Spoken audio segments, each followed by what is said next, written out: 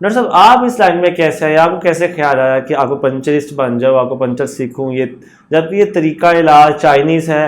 अपने पाकिस्तान में होम्योपैथी भी है, हर्बल भी है, एलोपैथी भी है, और फिजियोथेरेपी भी है, और ये सारे तरीका इलाज मौजूद होने के बावजूद भी आपने क्यों पंचर को ही क्यों चूज़ किया?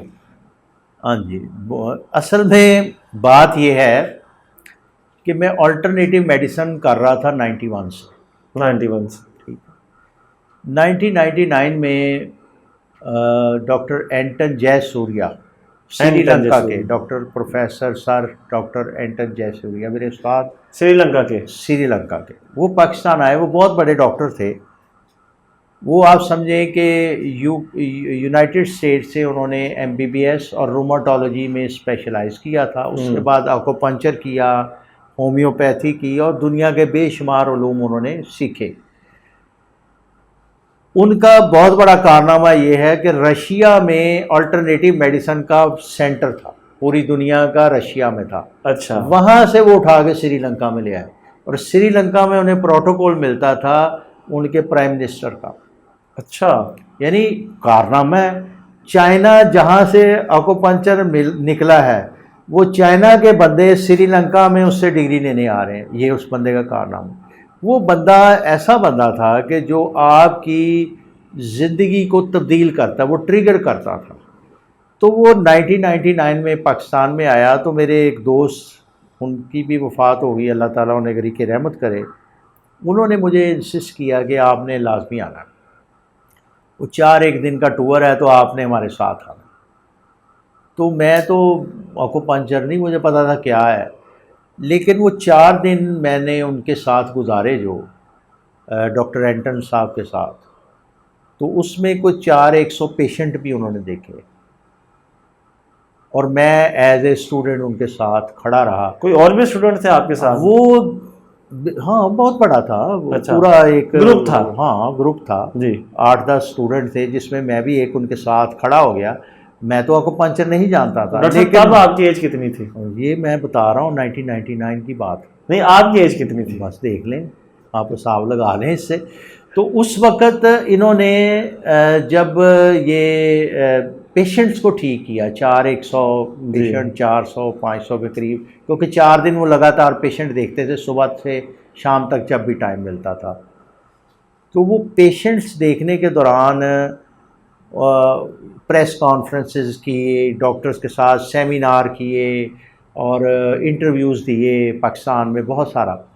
तो उसके दौरान उन्होंने ये बताया कि मैं रोमाटोलॉजिस्ट भी हूँ, बाकी भी सारे शोबे जानता हूँ, एक्यूपंक्चर जानता हूँ, होम्योपैथी जानता हूँ। होम्योपैथी पे उनकी बड़ी लाजवाब किताब है, एक्यूपंक्चर पे दुनिया सबसे ज़्यादा बिकने वाली किताब उनकी है।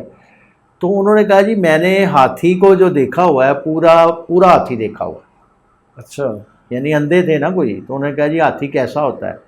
तो अंधों को जाके टच किया उन्होंने हाथी को। जिसने उसकी टांग को पकड़ा, उसने कहा जी जस्ट लाइक पिलर होता है हाथी। किसी ने पूंछ को पकड़ा तो उसने कहा जी जस्ट लाइक स्नेक है। या सूंड को पकड़ा तो उसने कहा, किसी ने कान को पकड़ा तो उसने कहा जस्ट लाइक फ़ैन है। बॉडी को टच किया, उसने कहा जस्ट लाइक माउंटेन है। लेकिन वो कहता है कि मैंने हाथी सब तरफ से देखा है, यानी एलोपैथी भी जानता हूँ, होम्योपैथी भी जानता हूँ, एक्यूपंक्चर भी जानता हूँ। हाँ जी। और ये सारे सिस्टम मैंने किए, और उसमें बहुत बड़ा नाम किया। तो उन्होंने कहा ये दुनिया का बेस्ट ट्रीटमेंट आप होम्योपैथी दवाई के साथ एक्यूपंक्चर करें, इससे अच्छा इलाज कोई नहीं। अच्छा। तो ये उन्होंने जब पेशेंट देखे, तो हैरत अंगेज़ तौर पे एक शख्स को नज़र नहीं आ रहा था। तो उन्होंने कहा जी कि आप ये बताएं कितनी उंगलियां हैं। तो ऐसे तो उसको पता नहीं चला, तो हल्का हल्का मतलब धुंधला धुंधला सा था। तो उन्होंने चंद नीडल्स लगाई। तो नीडल लगाने के बाद उसे उंगलियां नज़र आनी शुरू हो गई, यानी काफ़ी बेहतर हो गया। तो मेरे लिए बड़ी उसी हैरत है, वक्त? उसी वक्त नीडल्स लगाई। तो इंटरेस्टिंग इसी है। तरीके से एक स्ट्रक्चरल प्रॉब्लम थी किसी बंदे को, वो काफ़ी एरेक्ट हो गया। इस तरीके से वो बेशुमार हमने चीज़ें वहाँ देखी। तो मेरे जहन में आया कि यार ये सीखना चाहिए। तो फिर इसको मैंने बाकायदा तौर पे सीखा। डॉक्टर जावेद इकबाल साहब मेरे पहले उस्ताद थे, जी। फिर डॉक्टर शहजाद अनवर साहब मेरे दूसरे उस्ताद हैं। तो इनसे बहुत कुछ हमने सीखा। तो अब अल्लाह का शुक्र है जी कि इसको हम जैसे जैसे सीखना शुरू किया तो ये बड़ा ज़बरदस्त चीज़ साबित हुई, आपको डेली लाइफ में बड़ा काम आता है। वो कैसे डॉक्टर साहब? डेली लाइफ में देखें, इसका मसला ऐसा है कि आप इसकी बेसिक जो फ़िलासफ़ी है ना डायग्नोसिस की, जी। वो ये कहते हैं कि जो बाहर वाला है ना, एक्सटर्नल रिफ्लेक्ट द इंटरनल, यानी अंदर की जो चीज़ है आपके बाहर से वो नज़र आती है। क्योंकि इंसान का ये शुरू से यही बात रही है कि कोई भी जो शख्स है वो ये देखना चाहता है, जब शुरू में इंसान एक्सरे नहीं थे, चीज़ें नहीं थी, तो अंदर इंसान के क्या, तो वो उसी वक्त देख पाता था जब वो कोई एक्सीडेंट हो गया, किसी जानवर ने मार दिया, तो उस वक्त को अंदर चीज़ नज़र आ गई। या जो आदमखोर लोग थे उस वक्त बंदे खाते थे, उनको पता था कि अंदर एनाटॉमी क्या है, अंदर क्या क्या चीज़ें हैं। तो ये शुरू से इंसान की कोशिश रही है कि इंसान के अंदर जो चीज़ है वो बाहर से हमें कैसे पता चलती। जैसे हकीम है, आंखें देख के कहते हैं जी जिगर यरकान हो गया है, नाखून देख के कहते हैं, चेहरे की रंगत देख के कहते हैं। ये क्या है कि आउटर रिफ्लेक्ट द इनर, ये उनका पहला असूल है। और दूसरा उनका ये है कि जो पार्ट ऑफ बॉडी है वो रिप्रेजेंट होल बॉडी। अच्छा। जैसे आपका कान है तो ये आपकी पूरी बॉडी को रिफ्लेक्ट करेगा, ज़ुबान है ये पूरी बॉडी को रिफ्लेक्ट करेगी, चेहरा है ये पूरी बॉडी को रिफ्लेक्ट करेगा, हाथ है ये पूरी बॉडी को रिफ्लेक्ट करेंगे, पाँव है ये पूरी बॉडी को रिफ्लेक्ट करेंगे। तो ये इनकी बेसिक फ़िलासफ़ी है। तो इसमें शुरू में जब भी ये रिफ्लेक्शन का असूल को इस्तेमाल इन्होंने दो बेसिक प्रिंसिपल किए, उसमें यही देखते थे कि इंसान के जिस्म के अंदर क्या हो रहा है और चेहरे से कैसे पता चलेगा। जैसे कोई शख्स बहुत ज़्यादा सुर्ख रंगत हो रही है तो इसका मतलब है उसका जो फायर एलिमेंट है वो एक्सेस है, ठीक है ना, मोटी सी बात है। और उसके साथ स्वेटिंग शुरू होगी तो उसका मतलब फायर एलिमेंट पक्का एक्सेस है। फायर एलिमेंट का मतलब क्या होगा कि हार्ट का इशू आ गया। इसी तरीके से जो इंटरनल ऑर्गन है वो आपके एक्सटर्नल सेंस ऑर्गन से जुड़े हुए हैं। लीवर, आपके आंखें लीवर से जुड़ी हुई हैं, कान आपके किडनी से जुड़े हुए हैं, नाक आपके लंग से जुड़ा हुआ है। ठीक है, इस तरीके से ये ऑर्गन भी, सेंस ऑर्गन भी जुड़े हुए हैं।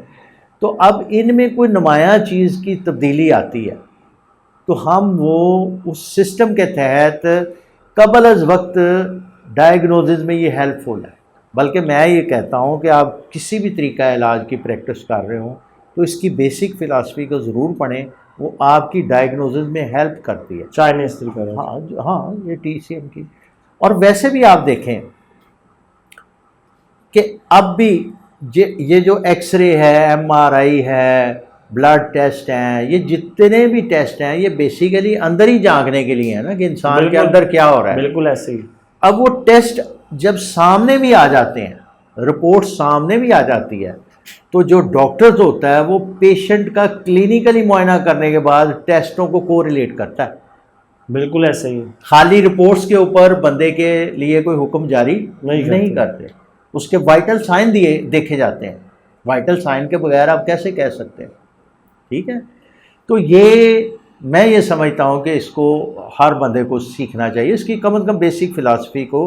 वो आपकी मेडिकल प्रोफेशन में आपके लिए बड़ी कारगर है। वैसे भी आप नॉर्मल हालात में देखते होंगे कि टखनों पे अगर सोज आ गई, आप कहते हैं यार आपके किडनी ख़राब है। जी, चेहरा सूजा हुआ तो कहते हैं यार कहीं आंखें के नीचे है तो गुर्दे देखें, गुर्दे चेक करें। तो इस तरीके से ये कलर के साथ भी हमें पता चलता है। आपका ग्रीनिश कलर चेहरे पे ज़्यादा नुमाया हो रहा है तो उसका मतलब लीवर में कहीं गड़बड़ है। ऑर्गन्स के कलर के साथ भी अटैच है। कलर के साथ भी अटैच है। हाँ जी, पूरी इसके पीछे पूरी एक फ़िलासफ़ी है, डायग्नोसिस है।